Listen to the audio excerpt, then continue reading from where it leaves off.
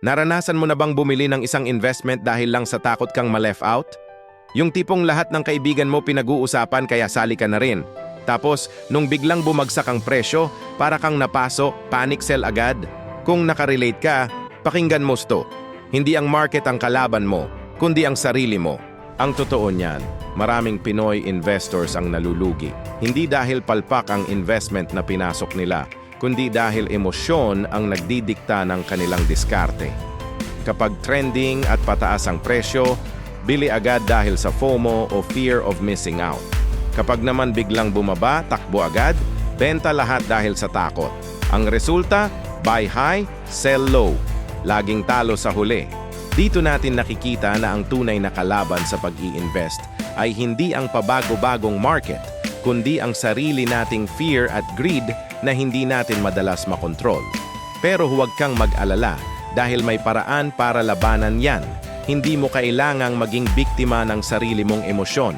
Kaya sa video na to, ibabahagi ko sa iyo ang 5 mabisang paraan para iwasan ang emotional investing habang dahan-dahan mong binubuo ang iyong portfolio. Una, at pinaka-importante sa lahat, magkaroon ng investment plan at sundin ito. Isipin mo ito na parang Waze o Google Maps ng iyong financial journey. Kapag may malinaw kang plano, kung saan ka pupunta, gaano katagal ang biyahe, at ano ang mga dadaanan mo, hindi ka basta-basta maliligaw o madadala ng hype o takot sa daan. Isulat mo ang goals mo, ang risk tolerance mo, at ang mga rules mo sa pagbili at pagbenta. Set your rules before your emotions set in. Kapag may plano ka, mayroon kang babalikan kapag nagsisimula ng manggulo ang emosyon mo. Pangalawa, i-automate ang iyong investments. Ito ang isa sa mga pinaka-powerful na tool para sa isang long-term investor. Bakit? Dahil tinatanggal nito ang desisyon sa kamay mo buwan-buwan.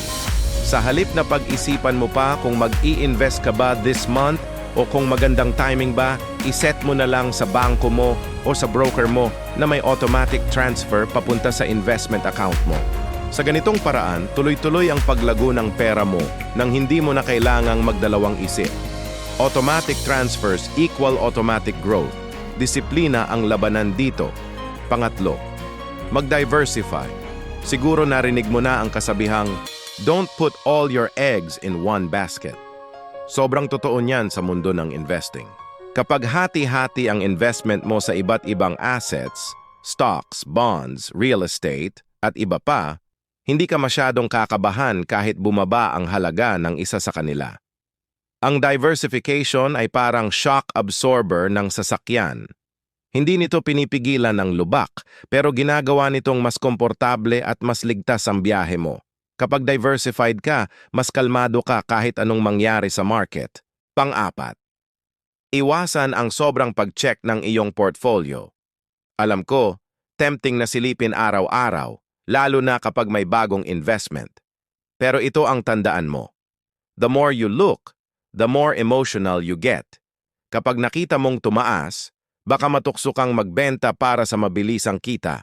Kapag nakita mong bumaba, baka mataranta ka at mag-panic sell. Ang pag-i-invest ay parang pagpapatubo ng halaman, hindi mo kailangang hukayin araw-araw para tingnan kung lumalago na ang ugat. Sapat nang i-check mo ito once or twice a month. Hayaan mong gawin ng oras at ng market ang trabaho nila. At ang panglima, focus on the long-term goal. Laging mong alalahanin kung bakit ka nagsimulang mag-invest. Para ba sa retirement mo? Sa pag-aaral ng mga anak mo? O para sa financial freedom? Huwag kang ma-pressure sa mga panandaliang paggalaw ng market. Ang investing ay isang marathon, hindi isang sprint. You are building wealth for the long run, you're not just chasing quick luck. Kapag malinaw sa iyo ang why mo, mas madali mong babaliwalain ang mga ingay at distractions sa paligid. Ang pagiging successful na investor ay hindi tungkol sa pagiging pinakamatalino o sa pagkakaroon ng sikretong formula. Madalas, ito ay tungkol sa pagiging pinakadisiplinado at kalmado. Tandaan, sa mundo ng pera, ang kalmadong diskarte ang tunay na panalo. Sana nakatulong ang mga tips na ito. At kung gusto mo pang matuto, sa susunod nating video, pag-uusapan naman natin kung paano mag-stay consistent sa pag-i-invest kahit pakiramdam mo ay ang bagal ng progress. Kaya huwag kalimutang mag-subscribe at i-click ang notification bell para lagi kang updated. Maraming salamat sa panonood.